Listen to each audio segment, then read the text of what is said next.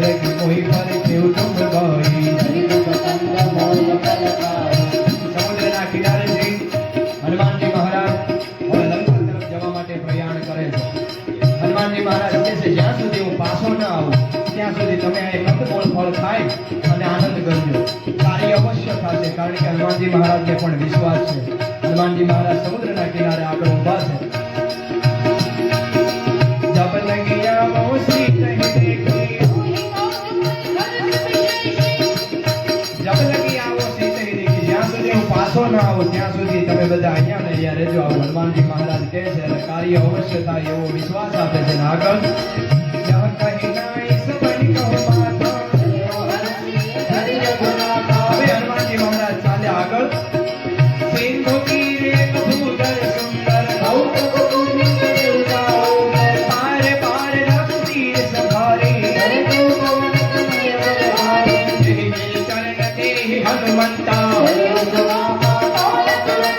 हनुमानजी महाराज समुद्રના કિનારે જ્યાં રામેશ્વર મહાદેવ છે ત્યાં એક પર્વત હતો। એ પર્વતની ઉપર ચડી ગયા છે। જેહી ગિરી ચરણ દેહી હનુમંતા।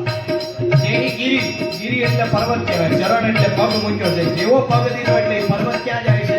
ચલે ઉસો કા પાતાળ સુરંતા। એ પર્વત પાતાળમાં જતો રહે છે। આવું આ ચોપાઈ કહે છે।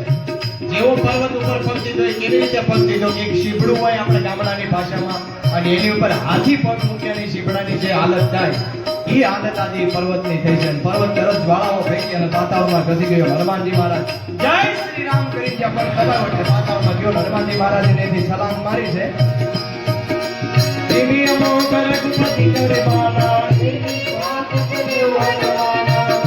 ક્યારેક વિચાર આવ્યો હશે કે હનુમાનજી મહારાજ બોલે આપણે રામાયણમાં બતાવે ને ઉડી જાય કેટલી સ્પીડમાં ગયા છે? આવો તમને વિચાર આવ્યો? એ સ્પીડ બતાવવામાં આવી છે। કેટલી સ્પીડમાં ગયા તો કે ધીમી અમોઘ રઘુપતિ કર બાના। રામજીનો અમોઘ બાણ જેવી રીતે માથામાંથી છૂટે અને ઈ જાય એવી રીતે હનુમાનજી મહારાજ એટલી સ્પીડમાં ગયા છે। ધીમી અમોઘ રઘુપતિ કર બાના એની ભાંતિ ચલેવું હનુમાન એવી ભ્રાંતિથી હનુમાનજી મહારાજ ગયા છે। અને આગળ જલનિધિ રઘુપતિ દૂત બેચારી ભક્તિની તલાશ કરવા માટે ભક્તિની શોધ કરવા માટે હનુમાનજી મહારાજ જઈ રહ્યા છે। ભક્તિ કરવા બેસે ને એટલે કઈક વિઘ્ન આવે। આપણે ભક્તિ કરવા બેઠા ને જો કે બાબુ એની ભૂલના કારણે પડી ગયો છે પણ બધાની દ્રષ્ટિ ત્યાં ખેંચાઈ ગઈ। હું કામ આપણે ભક્તિ કરવા બેઠા છીએ એટલે જે કાર્ય જેને જે કરવાનું છે એ એની રીતે કરશે, આપણે બધા આપણા કાર્યમાં ધ્યાન દઈશું। હું કામ કે જો આ સમન્વય કેવો થઈ ગયો? હનુમાનજી મહારાજ લંકા જવા નીકળ્યા અને જલનિધિ રઘુપતિ દૂત બેચારે તઈ મેનાક હોય શ્રમ હારી। મેનાક પર્વત સમુદ્રમાં હતો, સોનાનો હતો। એ બહાર હનુમાનજી મહારાજને કહે છે કે મારા ઉપર થોડી વાર વિશ્રામ કરો। એની ઈર્ષ્યામાં સોનાનો હતો એટલે જ્યારે ઇન્દ્રએ વધ કર્યો પર્વતોને પાંખોથી કાપી નાખી ત્યારે સોનાનો હતો એટલે અભિમાનથી સમુદ્રમાં જતો રહ્યો। દેવોએ કીધું કે હવે તું બહાર નીકળ, તારો મોક્ષ થઈ જશે, તારો સંહાર કરશે હનુમાનજી મહારાજ। એટલે સમુદ્ર બહાર આવ્યો એમ એ સમુદ્ર બહાર આવ્યો ને અહીંયા પાણી ઢોળાવશે। એટલે તમે બધા ખાસ મારો કહેવાનો મતલબ હું એની હસી મજાક નથી કરતો પણ સુંદરકાંડમાં ધ્યાન આપજો। હવે હું વાત કરતો તો ભક્તિની શોધ છે, ભક્તિની તલાશ કરવા નીકળીએ એટલે આવા કઈક વિઘ્ન આવે। અરે માઇન્ડ ક્યારેક માળા લઈને બેઠા હોય ને ત્યાં ફોન આવે, એટલે બેન ચંપો ભાઈ શું કરો ત્યાં માંડ માળા કરવા બેસી દે, આવો કઈક ફોન આવે। એટલે ભક્તિ કરવા જઈએ એટલે આવું થાય પણ આપણે સુંદરકાંડમાં ધ્યાન આપીશું। આવો મેનાક પર્વત આવ્યો છે ને એને કીધું કે મારા ઉપર વિશ્રામ કરો પણ હનુમાનજી ના પાડે છે અને કહે છે ભગવાન તેહી પરેશાન પરિપૂર્ણિ પ્રણામ રામ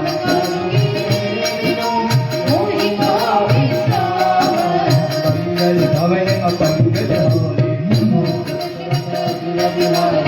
રામ કાજ કીને બેનો મોહી કહા વિશ્રામ કે ભાઈ તારી વાત હસી છે પણ રામ કાર્ય કર્યા વગર મને વિશ્રામ ન હોય। હનુમાનજી મહારાજ આગળ હાલે છે। જાત પવન સુત દેવન દેખા